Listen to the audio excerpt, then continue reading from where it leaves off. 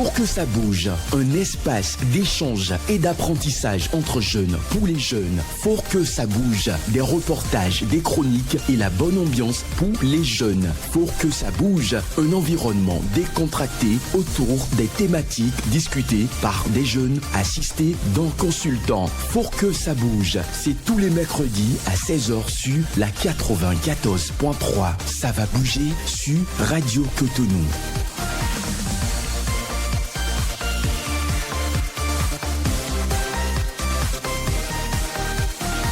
Bonsoir à toutes, bonsoir à tous et merci de prendre ce nouveau rendez-vous de votre émission Focus à Bouge sur Radio Cotonou 94.3. Eh bien, ce soir, nous allons aborder avec vous un sujet à la fois intime, universel et parfois encore tabou. L'intimité et la sexualité, qu'en pensent les jeunes d'aujourd'hui?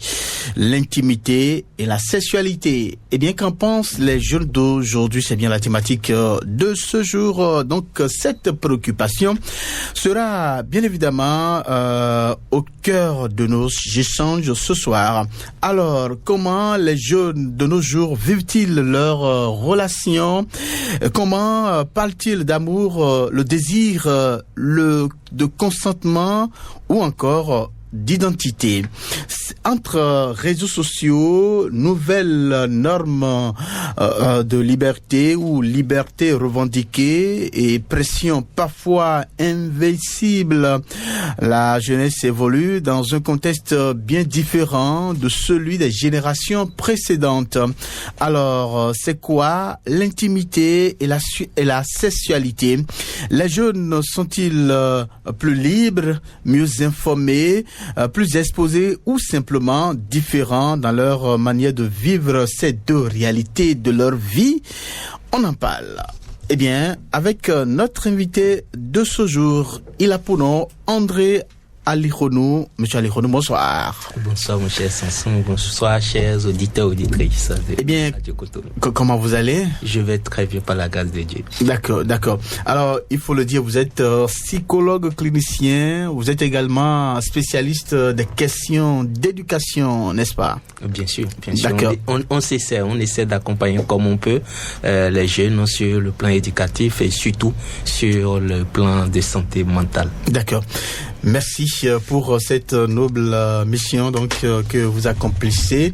Merci à vous. Alors, on poursuit. C'est bien Patrice Bédia qui est à la mise en onde de cette émission Job Chipper, ici pour les images micro principales. Je suis Samson OK. Vous, les auditeurs, auditrices de Radio Cotonou, vous avez également la possibilité, comme vous en avez l'habitude, de participer à cette émission via les numéros 01 68 87 67 00 01 68 87 67 00 exclusivement réservé aux femmes, et puis 01 50 52 52 73 01 50 52 52 73 pour les hommes. Les messages WhatsApp sont également attendus sur le numéro 01 50 52 52 73. Vous envoyez vos messages et puis on va les lire en direct de ce studio. Merci donc de votre fidélité. Une petite transition et puis on revient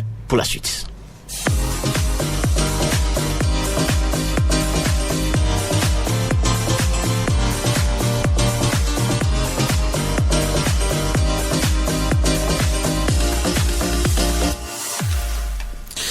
L'intimité et la sexualité, qu'en pensent les jeunes d'aujourd'hui? C'est bien la thématique de ce jour. Et bien évidemment, vous allez écouter les jeunes, donc leurs avis sur la thématique. Et c'est bien cela donc qui nous introduit dans cette émission avec la complicité de Patrice Béja. On va écouter ce que pensent les jeunes sur la sexualité et l'intimité.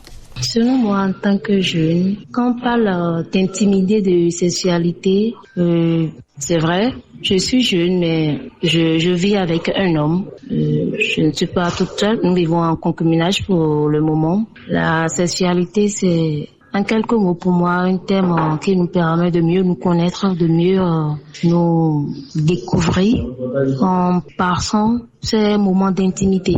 Il y a un changement parce qu'aujourd'hui, quand on se voit, la première des choses, mais notre première idée, c'est le sexe que nous mettons en avant, alors qu'avec la génération antérieure, ce n'est pas le cas. Personnellement, je pense que c'est quelque chose de très sacré. C'est vrai qu'aujourd'hui, beaucoup ont normalisé et ont banalisé la sexualité. Donc, qui veut s'y adonne sans aucun respect, sans aucune préparation.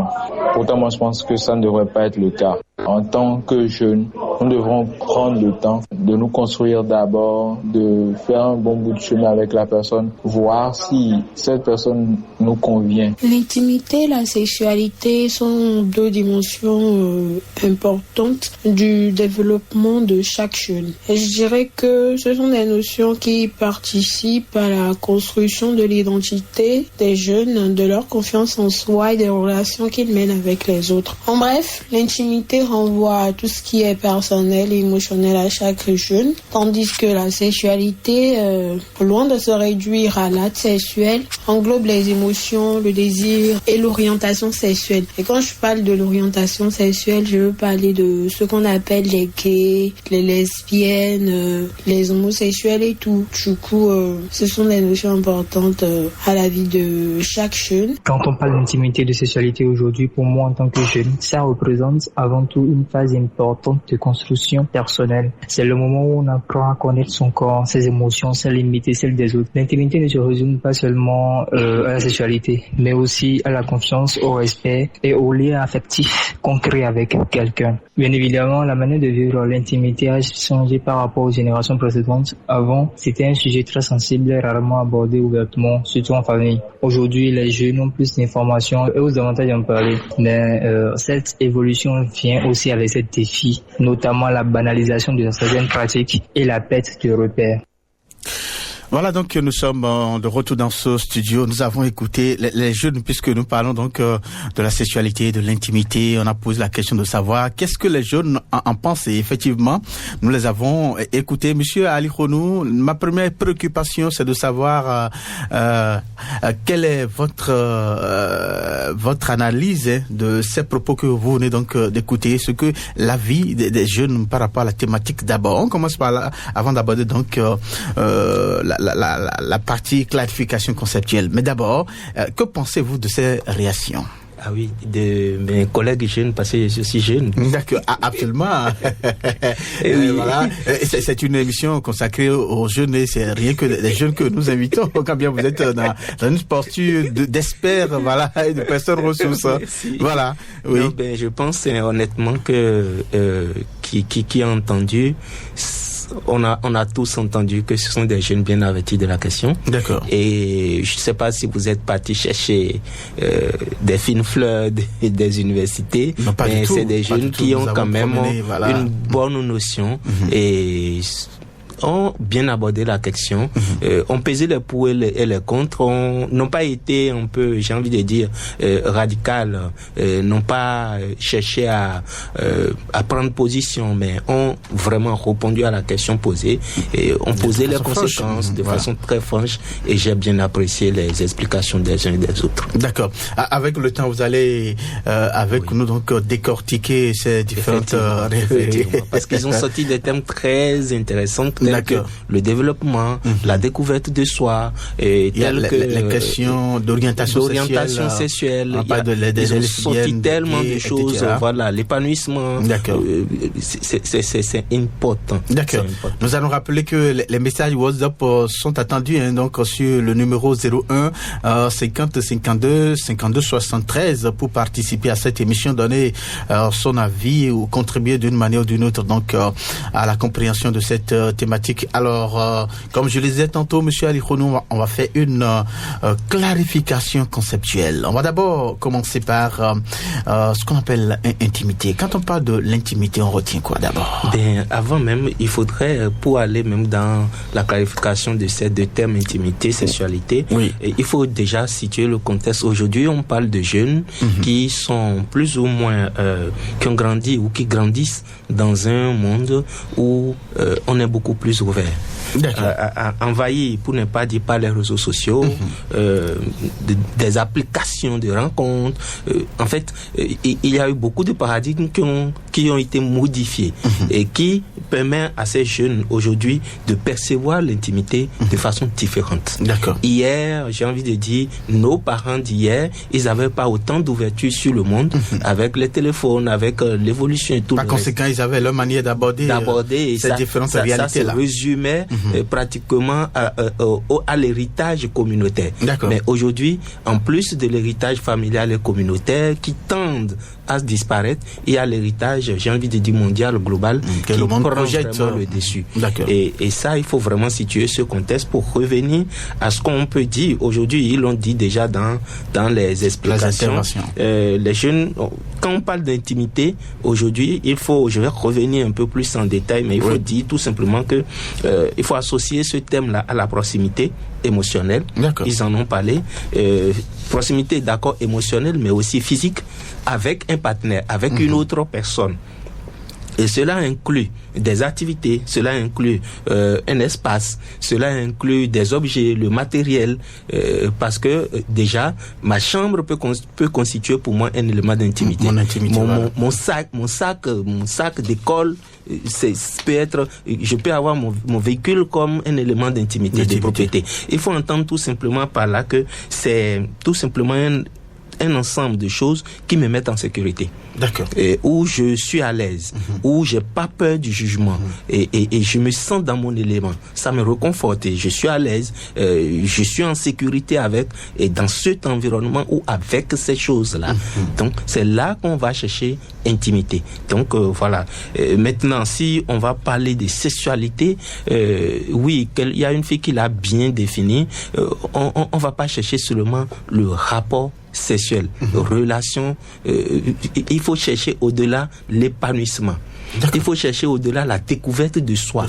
Il faut chercher l'identité individuelle. Donc, quand on parle de sexualité, c'est d'abord soi. Le rapport sexuel vient un peu comme un élément, un agrément pour venir participer à ton épanouissement. Mais c'est tout cet élan, cette force, cet élan de vie qui te permet de t'épanouir, de t'extérioriser, de t'exprimer, de contribuer à ton propre développement, au développement de ta communauté, de ta famille. C'est tout ça là qui participe. Et cela ne peut se faire seul. Mais ça part de vous. Donc, vous avez besoin autant d'intimité que de sexualité. Vous avez besoin d'un partenaire. D'accord. Donc voilà un peu, si on peut situer rapidement. Est-ce qu'on peut faire une différence, hein? Donc, est-ce que les deux sont liés ou c'est vraiment séparé, vu donc les définitions que vous venez de donner? Oui, il y a c'est vrai que certains éléments parfois les gens ont tendance à confondre l'intimité, la sexualité. Exactement. Justement. Et on le confond surtout sur le plan rapport sexuel. Absolument. Si je me suis offert ou je me suis offerte en tant que personne à un autre, si entre guillemets on a fait l'amour, ça veut dire que il a vu mon intimité. Oui, j'ai partagé mon intimité. Ne résumez pas votre intimité à l'acte sexuel. Et là, il y a vraiment, on confond tout. Vous essayez de combler votre émotion, vos sentiments, votre épanouissement par cet acte. Mais votre intimité ne se résume pas à l'acte. Parce que cet acte-là, est-ce que ça vous sécurise? Est-ce que vous êtes à l'aise avec? Est-ce que ça participe à votre développement, à votre, comment on appelle, confort? Vous avez de l'épanouissement. Mais c'est déjà... c'est une joie, j'ai envie de dire, c'est une joie, entre guillemets, c'est une satisfaction précaire. C'est une satisfaction momentanée. Je préfère ça, satisfaction momentanée. La relation sexuelle ne saurait perdurer si il n'y a pas un entretien de la communication entre vous et la personne. C'est-à-dire le rapport sexuel, je vais dire, vous n'aurez pas à perpétuer, à reprendre le rapport sexuel si vous n'avez pas une bonne relation, j'ai envie de dire sexuelle, avec votre interego. C'est-à-dire vous n'arrivez pas à communiquer. Il y a pas d'alchimie entre vous. Il n'y a pas de magie. Il n'y a pas de compréhension en demi-mot. Il n'y a pas de complicité. Vous n'arrivez pas à projeter ensemble, à créer ou à fusionner. vous n'allez pas vous donner à quelqu'un et continuer pas faire l'amour avec cette personne. À moins que vous êtes, excusez-moi, mais placé sur un autre plan matériel où vous commercialisez votre corps. Ça, c'est autre chose. Mais si vous voulez rentrer dans une relation sexuelle, il va falloir forcément que vous cédiez une part de votre intimité. C'est pour ça que j'ai dit, il y a la différence. D'accord. C'est là que la différence se situe parce que je ne rentre en réalité en communication, en relation sexuelle, en relation intime, partagée, offrir une partie de moi à quelqu'un que si je sens que la personne ne sera pas contre mon confort, si la personne ne va pas être pour moi un danger. Donc, j'offre une partie de mon intimité dans ma relation sexuelle. Avec celui-là. Une partie. Parce que si on n'offre pas toute son intimité dans une relation sexuelle, vous offrez une partie. Mais déjà, il faut que votre intimité soit équilibrée. Il faut que vous sachiez qui vous êtes. Que vous ayez une identité et que vous ayez une zone de confort, que vous prenez des garde-fous pour votre sécurité. Parce que une zone de confort où vous êtes face à vous-même, face à vous-même, à la réalité de votre... Vous n'êtes pas sous le joug du jugement du qu'en dira-t-on. Vous vous connaissez, vous êtes vrai avec vous-même, authentique avec vous-même. Et quand vous êtes là, vous êtes à l'aise. D'accord. Vous ne sussautez pas, vous n'avez pas peur, vous ne réfléchissez pas à dire, vous ne faites pas ça pour quelqu'un, mais vous le faites pour vous. Pour vous-même.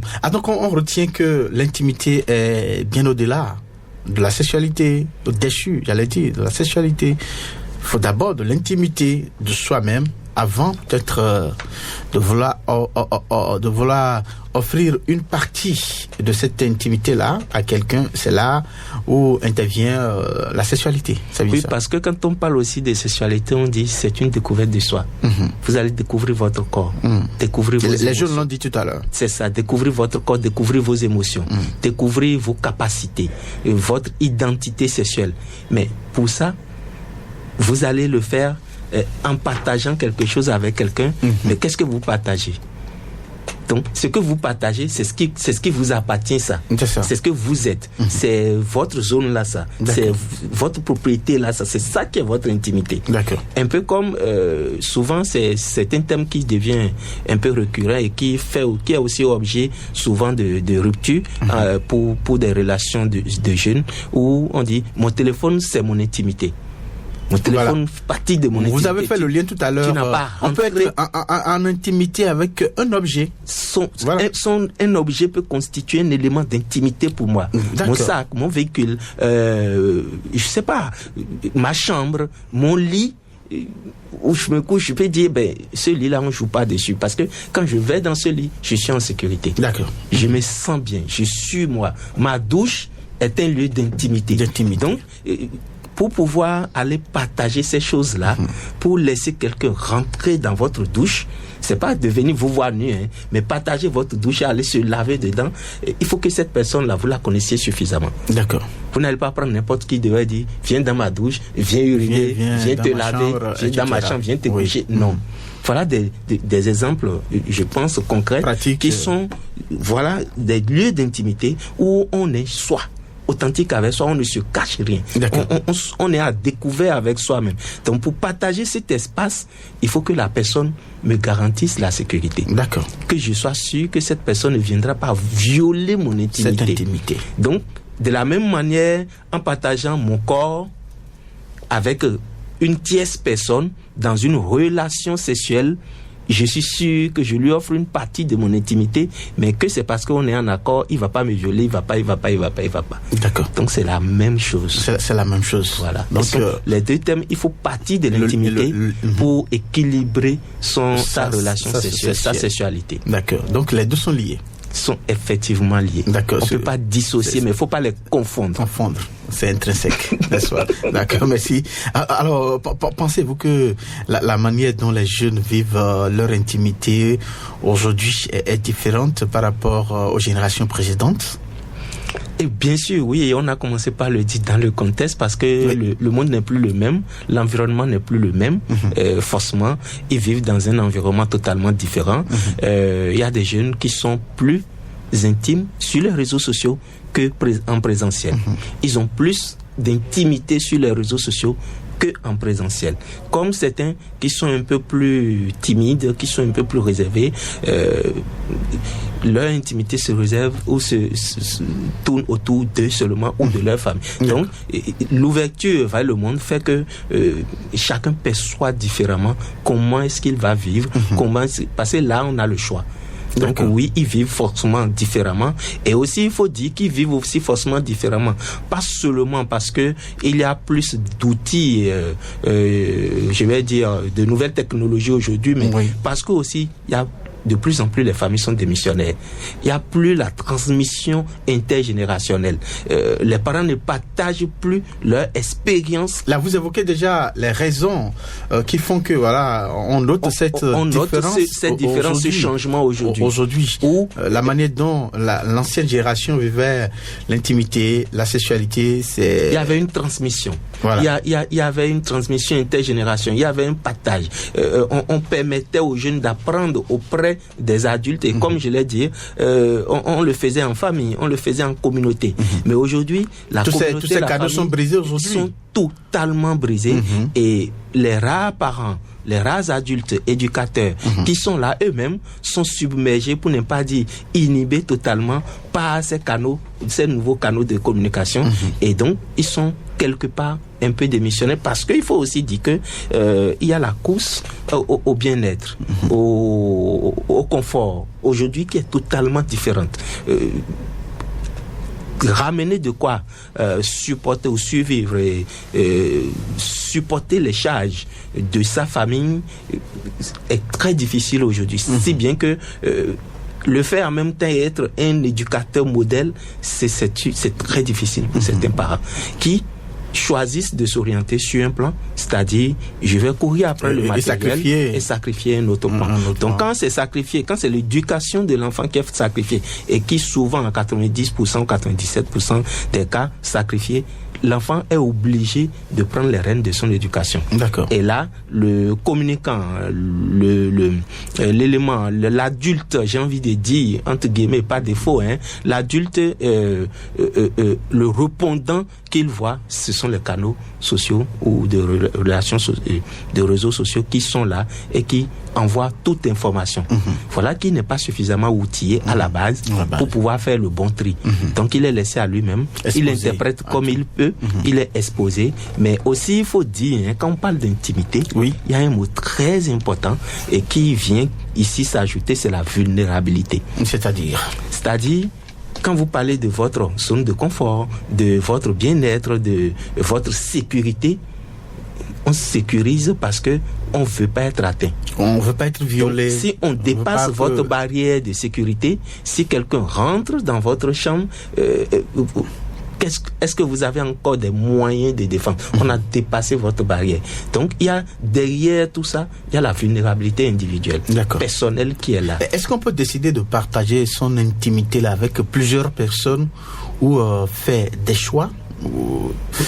Des choix de façon spécifique avec qui on peut partager son intimité? On n'a pas le choix, tous on partage notre intimité avec plusieurs personnes simultanément à la fois. Comment?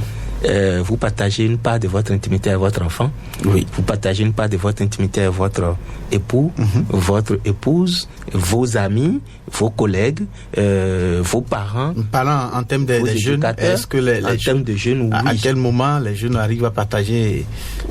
Même dans la classe, déjà, il peut arriver que l'enfant soit un peu plus en confiance avec un éducateur et il va partager une part de son intimité, c'est-à-dire peut-être son histoire de famille ou bien ses difficultés à la maison.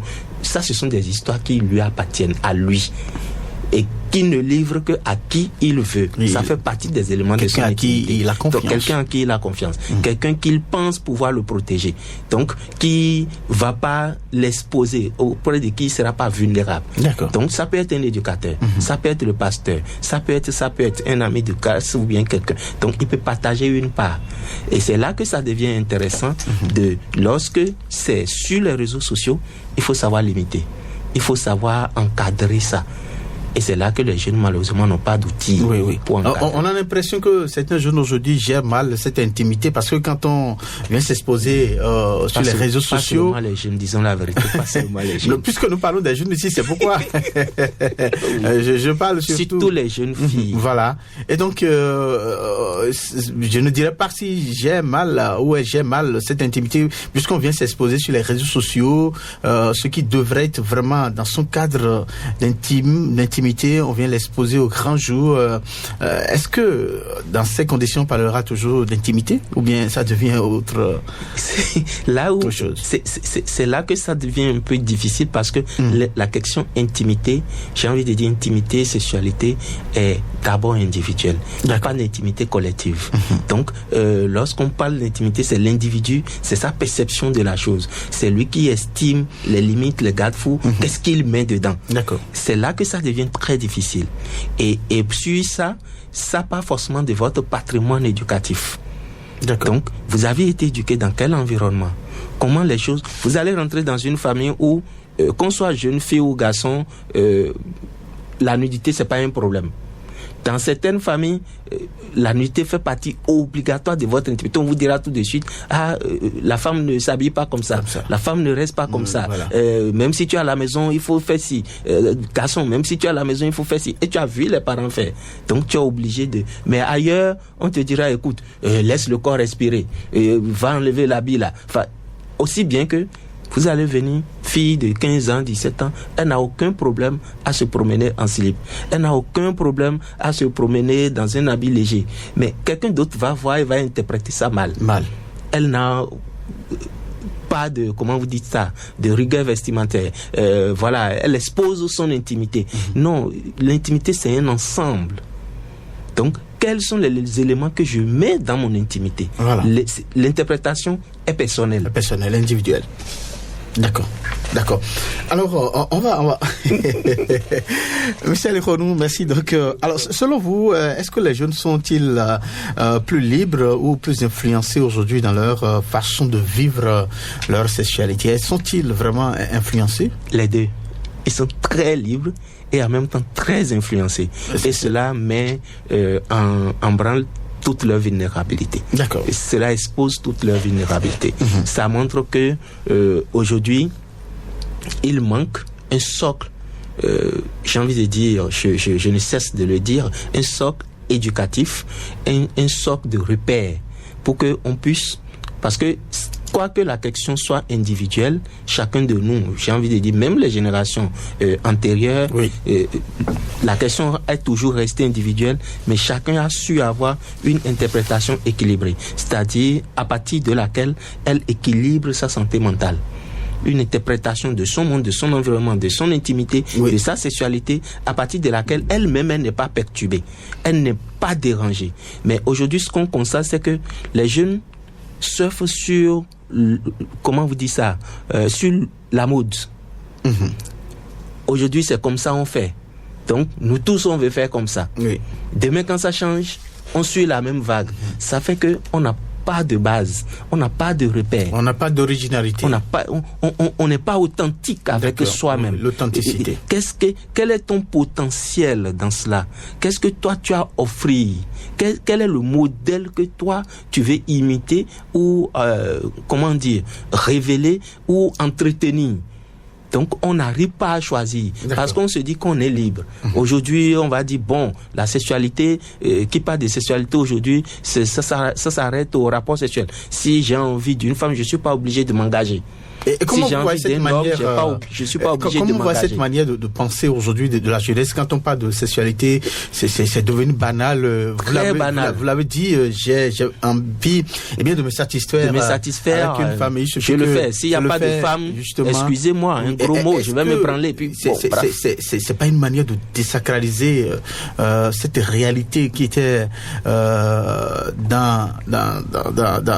avec les générations passées, qui était tellement sacré, tellement n'importe qui ne s'y approche, et les jeunes aujourd'hui donc banalisent la situation comme vous le dites. Comment vous voyez cela? Cela montre tout simplement que le monde change et qu'il faut apprendre à aller au rythme du monde, parce que moi je ne lis pas plutôt sacrilège, où je ne lis pas pas de danger, non. Ce que je vois, c'est plutôt un manque de réponse. Parce que les jeunes étaient dans une phase de critique. Ça, qu'est-ce que c'est? Pourquoi ça? Oui. Pourquoi ça ici? Et il n'y avait pas de réponse autour. Ils sont allés chercher eux-mêmes. Et donc, en allant chercher, si on n'a pas de réponse... On leur a tout servi. On découvre tout. Et comme on l'a dit, avec le monde aujourd'hui, l'évolution, vous voyez, c'est encore eux qui sont à la base des initiatives technologiques.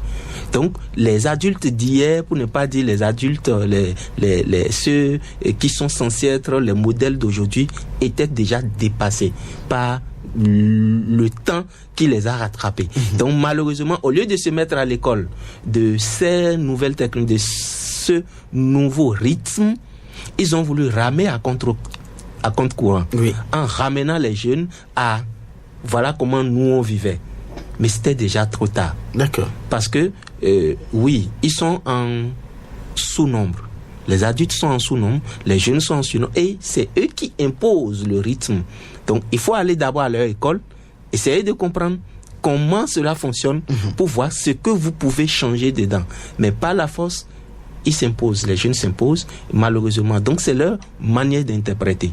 Et je ne vois pas ça forcément comme une faute, mais plutôt comme une perception, comme une interprétation. Maintenant, mon problème, c'est que est-ce que eux-mêmes, ça participe à leur santé mentale? C'est là que je suis désolé. Justement. Parce qu'on voit qu'il y a beaucoup plus de déception, beaucoup plus de rupture, il y a beaucoup plus de déséquilibre, il y a beaucoup plus de familles monoparentales, il y a beaucoup plus de divorces, etc., etc. Ce sont là les conséquences de cette manière aujourd'hui de désacraliser, de banaliser son intimité, sa sexualité, et d'être beaucoup plus, j'ai envie de dire, dans l'ambivalence, autant sur le plan professionnel que sur le plan de santé mentale, mais aussi de développement, où on a tendance à vouloir être un peu automatique, mécanique sur certaines questions, sur les questions scientifiques, sur les questions, j'ai envie de dire matérielles, mais pas sur les questions sociales. D'accord. Parce que la relation sociale reste et demeure une propriété humaine. Je voudrais qu'on revienne un peu sur ces conséquences-là, surtout celles néfastes, donc à de cette manière aujourd'hui, je dis en griffe, dépravée de vivre la sexualité. Il faut qu'on évoque ces conséquences-là pour pouvoir sensibiliser. Oui, je pense que le travail doit commencer à la base. En fait, les conséquences, vous l'avez commencé par les évoquer. Vous avez tout à l'heure la déception, la trahison, etc. L'instabilité émotionnelle. On parle plus d'irritabilité, on parle plus d'agressivité, on parle plus de viol, on parle plus de comment vous dites ça, de relations. On parle plus d'avènements de jeunes qui sont pervers, qui ont, on va parler de perversité, de comportement sur le plan social, un peu, j'ai envie de dire, antisocial, qui ne construit pas une communauté, qui ne construit pas une famille. On parle plus de démission sur le plan de la responsabilité parentale, autant sur le plan de la parentalité responsable. Parce que on va au CES, par exemple, on rentre pas dans une relation sexuelle, on va au CES. Et quand on va au CES, on n'est pas suffisamment responsable, suffisamment conséquent envers soi-même pour prendre les garde-fous pour dire, je vais au CES, je ne suis pas dans une relation sexuelle. Donc je prends des mesures pour que mon acte n'ait pas des conséquences que je ne puisse pas gérer plus tard. Donc quand vous allez au CES, protégez-vous. Prenez des mesures qu'il faut, mais quand vous allez au CES sans être dans une relation sexuelle, c'est-à-dire quand vous êtes dans une relation sexuelle, vous construisez quelque chose, vous construisez un avenir ensemble, vous projetez quelque chose ensemble, vous faites un projet ensemble. Mais quand vous faites ça, et quand vous ne faites pas ça, que vous allez au CES, et que cela, le résultat de votre acte, d'un soir, d'un soir, ou d'un coup répété encore une fois, et qui devient une grossesse, il faut assumer. D'accord. Et malheureusement, tout de suite, on dit, je ne t'aimais pas. Je ne t'aimais pas. Voilà. Et c'était pas mon projet. Je ne suis pas encore prêt. Ainsi de suite. Ou c'est la fille qui dit, je ne suis pas encore prêt. Et ce sont des grossesses, ce sont des maladies, ce sont. Donc, tout ça participe de la banalisation, participe de, j'ai envie de dire, de l'irresponsabilité vis-à-vis de soi-même, mais aussi de l'autre. Sur le plan surtout la banalisation de la sexualité et de son intimité. Et de son intimité personnelle. D'accord. Alors, on va aussi écouter une autre jeune. Et donc, elle a présenter la situation, donner aussi quelques conseils parlant de sexualité, parlant de l'intimité. On va l'écouter et puis on va revenir pour la suite. Merci. Moi, je pense que si on nous interdit d'aller vers la sexualité, d'avoir de l'intimité avec le sexe opposé, c'est forcément à cause de quelque chose. Et je crois que après cette fête brûlée là, on comprend en fait pourquoi on nous éloignait du feu. Et pour moi, en étant jeune, c'est quelque chose de très sensible qu'il faut vraiment, vraiment éviter ou du moins faire attention quand le mal est déjà fait. Parce qu'il y a beaucoup de choses autour de la sexualité, déjà qui est un péché hors mariage, hors cadre établi par Dieu. Et en plus, cette facilité-là, ou le fait qu'on l'ait déjà fait une fois, c'est quelque chose qui nuit à la longue quand on n'est pas vraiment dans une relation ou bien dans le cadre qu'il faut pour ça.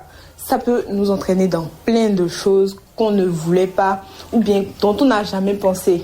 Quand on est un peu plus jeune et qu'on n'a pas encore accès à une sexualité ou à une intimité donnée, on se dit que c'est vraiment très très intéressant, que c'est l'expression d'une liberté.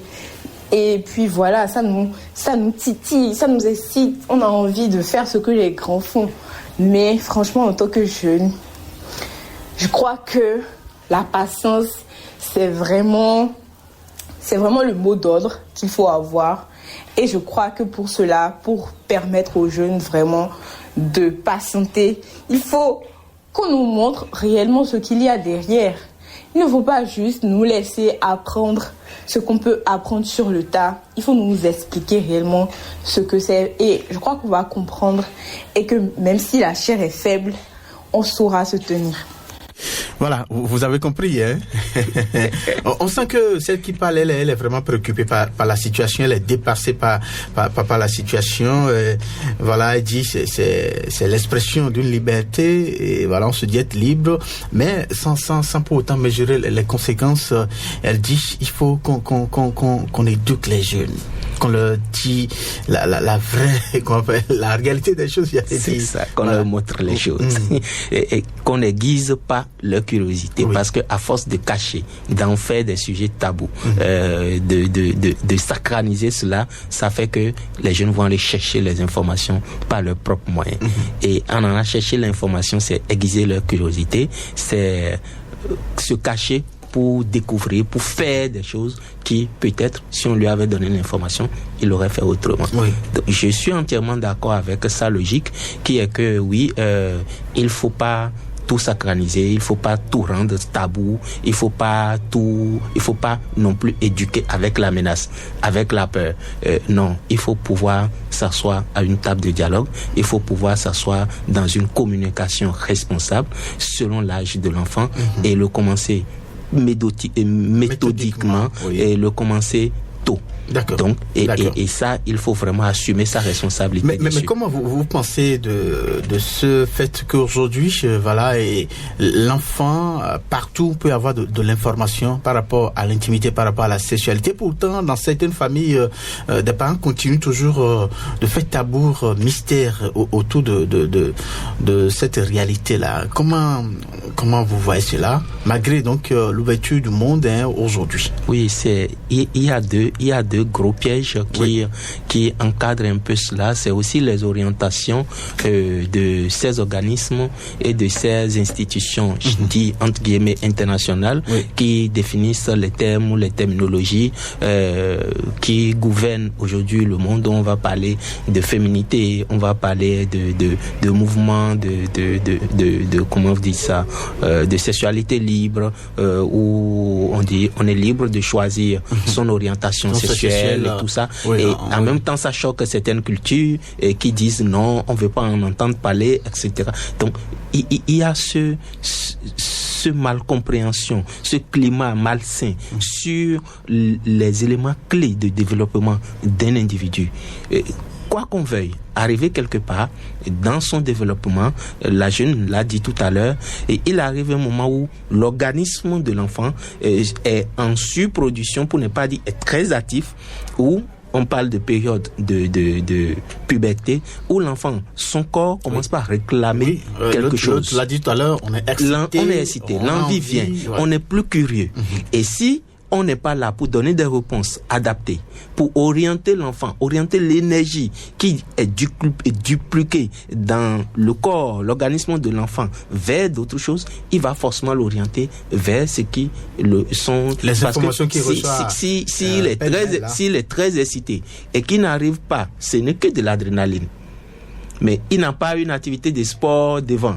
Il n'a pas une activité, j'ai envie de dire, récréative là. Il n'a pas quelque part où il va exercer son estime de lui-même, où il va aller montrer qu'il est quelqu'un. Et puis, on le laisse dans un environnement où il va montrer ses attributs, puisque l'excitation va l'amener à montrer qu'il a plus de muscles. Et son sexe reproducteur a pris du volume, etc. Il va vouloir montrer ses attributs au sexe opposé, pour quand même se faire valoir. Mais s'il est dans une autre activité où ce qui attire son attention, ça va permettre de réguler cette énergie, cette excitation. Mais malheureusement, nous adultes, on prend pas la mesure des choses, et puis, on donne pas les réponses adaptées. Cette histoire de tabou continue toujours. Ça continue. Et l'autre chose que je voudrais dire, surtout puisqu'on va permettre, voilà, c'est maintenant que le micro est bien posé. Alors, très rapidement, on va permettre aux auditeurs donc de participer à cette émission, mais en attendant, finissez donc ce que vous êtes en train de dire. Ce que je voudrais dire rapidement aux parents, c'est que faut pas confondre quand votre enfant peut avoir d'intimité sans avoir une relation sexuelle. Que ce soit avec le même sexe ou le sexe opposé. Mais il n'y a pas de rapport sexuel, de relation sexuelle sans intimité. D'accord. Il y a forcément intimité dans la relation sexuelle. Mais on peut avoir une relation intime, une intimité sans le sexe. Sans le sexe, c'est bien. D'accord. C'est important. C'est cet aspect que les enfants vous soulevez. Et la base, c'est l'intimité. L'intimité. D'accord. L'enfant peut créer son intimité à la maison avec ses parents, avec ses amis, avec son enseignant, son éducateur, sans pourtant lier cela au sexe. Comme quoi c'est un dû, c'est le complément, non. D'accord. C'est important, cette précision-là. Merci. Donc, avec la complicité de Patrice Béillard, on peut donc déjà commencer par recevoir les appels. Donc, c'est bien les numéros 01 68 87 67 00 ou 01 50 52 52 73. Eh bien, pour participer, bien évidemment, comme je le disais tantôt à cette émission, apporter des contributions ou poser des questions donc à notre invité. Et donc la ligne est ouverte, mais en attendant, ou en espérant donc ces appels, je voudrais qu'on aborde quelques thèmes là que un des intervenants a évoqué tout à l'heure. Il parlait de l'orientation sexuelle, il parlait donc des lesbiennes, des gays, sexualité, homosexuelle, voilà, l'homosexualité et tout ça. Oui. Alors dites-nous, tout ça c'est orienté vers la sexualité, c'est ça? Oui, bien sûr, puisque parlant de sexualité, on parle d'épanouissement individuel. Oui. On parle de régulation du flux énergétique intérieur. Comment est-ce que vous vous sentez avec vous-même, bien dans votre corps, dans votre manière de vous exprimer? Comment vous vous voyez? Donc, c'est une question purement intime, purement personnel. Et donc, qui parle de cela aujourd'hui, c'est aussi une question d'orientation. C'est une question de choix.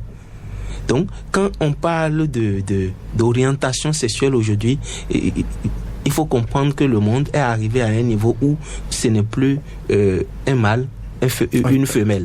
Ce n'est plus ça. Donc, et c'est pas aujourd'hui que ça a commencé. On est d'accord. Mais il faut accepter que c'est une réalité dans nos communautés. Les plus reculées, même si on dit c'est au village, c'est dans une campagne, ça existe. Donc, il ne suffit pas, il n'est plus opportun, il n'est plus légitime d'en faire un tabou, de dire on n'en parlera pas. D'accord. C'est interdit chez nous, c'est pas la peine. Parce que plus on refuse d'aborder la question, plus ils prennent le temps, parce que se cacher, ils vont prendre le temps de bien grandir, de bien durcir et de corrompre encore plus de bases. Donc il faut vraiment ouvrir le débat sur la question, les amener à se socialiser autrement. Peut-être pour certains, ça peut être par imitation. Et dès qu'on ouvre le débat plus tôt, on peut comment dire, sauver ceux-là, on peut recruter ceux-là. Mais si on les laisse aller s'enliser par défaut dans des orientations dans lesquelles ils ne se retrouvent pas, parce que vous voyez, c'est un peu comme quelqu'un qui fait le choix de l'alcoolisme. Il a eu des situations, il a rencontré des problèmes, et puis un verre, 2 verres pour oublier, et puis ça devient une accommodation, une habitude, et puis voilà, il rentre dans un club où ce n'est que ça qu'on fait.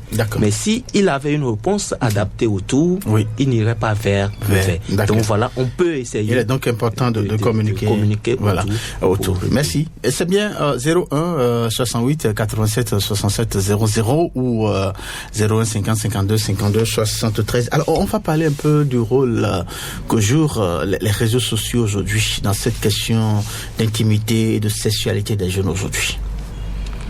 Je dis souvent en blague que ce sont les pyromanes qui après jouent les sapeurs-pompiers, parce qu'en même temps c'est les réseaux sociaux qui sont la principale source de dépravation. Parce qu'on dit, sur les réseaux sociaux, votre intimité, vous êtes face à vous-même. Il y a le fait qu'il n'y a pas de jugement. Il n'y a pas de, comment dire, vous n'avez de compte à rendre à personne. Il n'y a personne physiquement qui va vous intimider par le regard et tout le reste. Mais en même temps, il n'y a pas de confidentialité.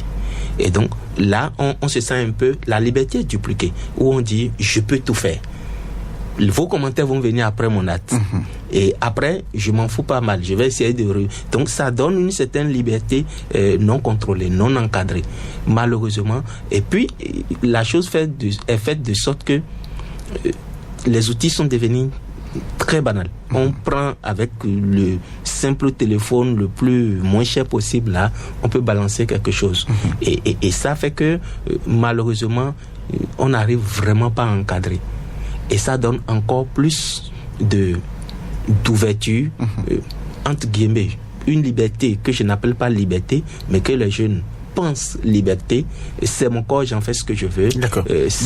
Donc, vous pensez aussi que les réseaux sociaux aussi sont également en partie responsables donc de cette manière dépravée que donc les jeunes vivent la sexualité aujourd'hui, pas de respect à la chose, on la vit comme ça. Fortement responsable. Oui, fortement. Et comment? Fortement, en proposant des alternatives qui ne rencontrent forcément pas des relations physiques, des relations sociales, des partages de contacts où le contact peut se faire via le téléphone, via le canal de communication, et puis on n'a pas besoin forcément de se voir pour comment dire, entre guillemets, avoir une relation sexuelle.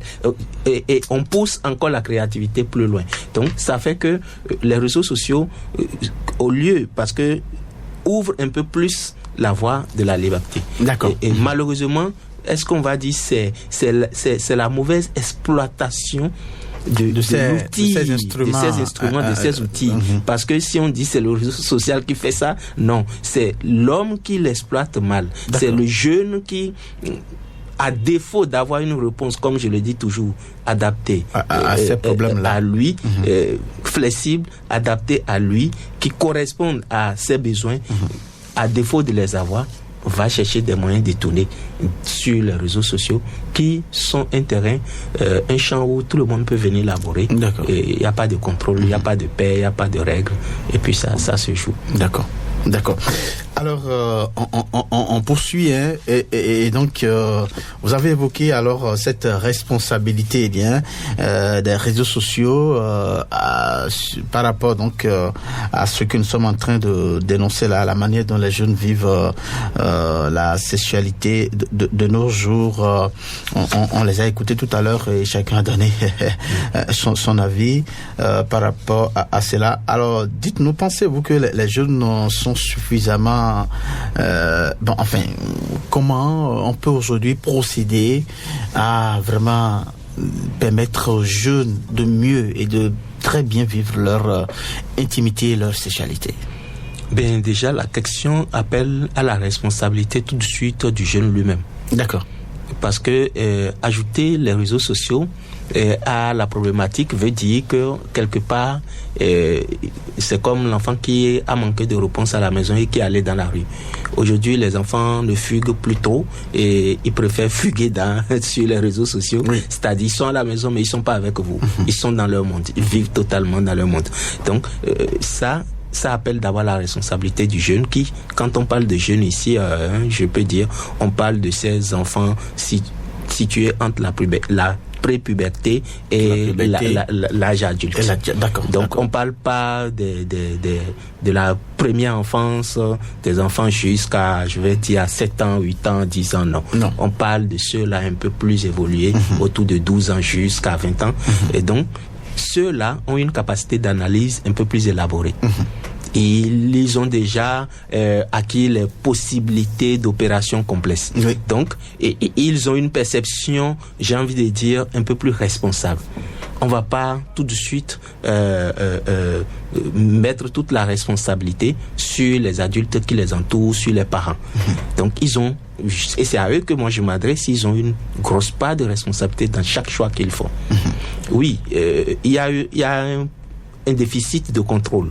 Il y a insuffisance d'outils d'encadrement sur les réseaux sociaux.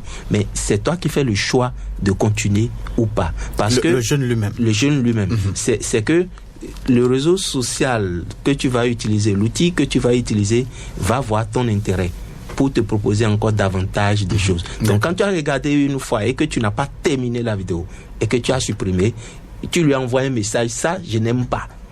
Ou quand il m'est intéressé, tu dis non. D'accord, j'ai vu l'information, mais ça ne rencontre pas. Mais pour ça, il faut que le jeune lui-même ait une base, une référence éducative. D'accord. Donc, malheureusement, il faut qu'il prenne ses responsabilités, qu'il puisse voir, est-ce que ça me correspond? Et c'est en cela que je dis, assumons nos choix. Quand vous faites ce choix-là et que vous voulez vivre dans la dépravation, assumez, ne vous cachez pas pour le faire. Lorsque vous commencez pas à vous cacher, c'est que c'est pas bon. Oui, mais on va pas conseiller. Donc non, je ne conseille pas, mais je dis à ceux-là qui ont fait dès qu'ils se cachent, de persévérer dans dès ce qu'ils choix. se cachent, c'est que ils ont conscience que c'est pas bon. Parce que on ne cache pas ce qui est bien. D'accord. Donc dès qu'ils se cachent, ils savent que c'est pas bon. Maintenant, pourquoi continuer et estimer que c'est parce que je n'ai pas une réponse correspondante que je suis dans ça? Non. Oui. D'accord. Tu sais que tu n'as pas une réponse correspondante. Oui. Tu sais que la proposition que tu as en face n'est pas bonne.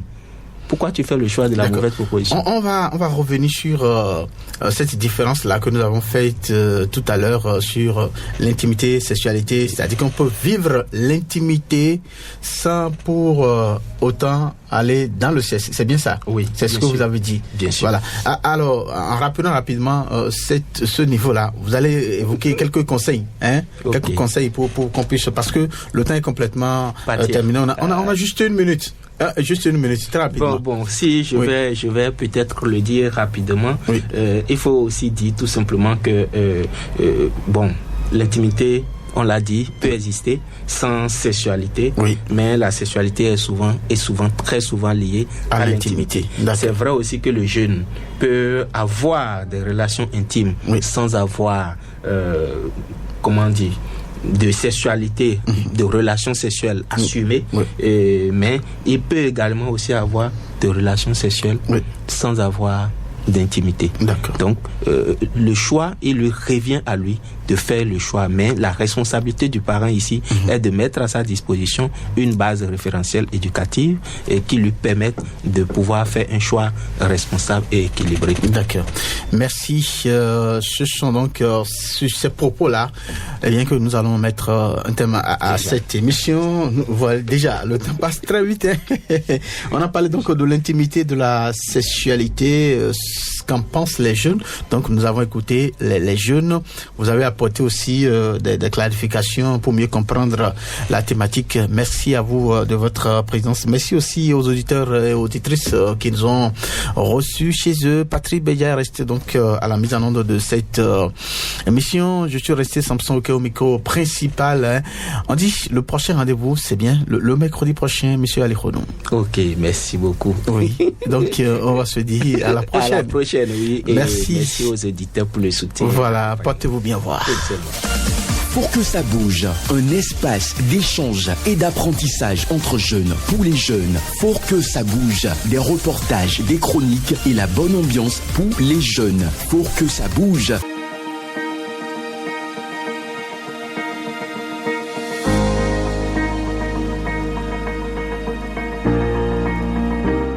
Population de Cotonou. Elle est là. Radio Cotonou. Radio Cotonou. Votre radio est là. Restez désormais câblés sur la 94.3. Radio Cotonou, la voix des Cotonois.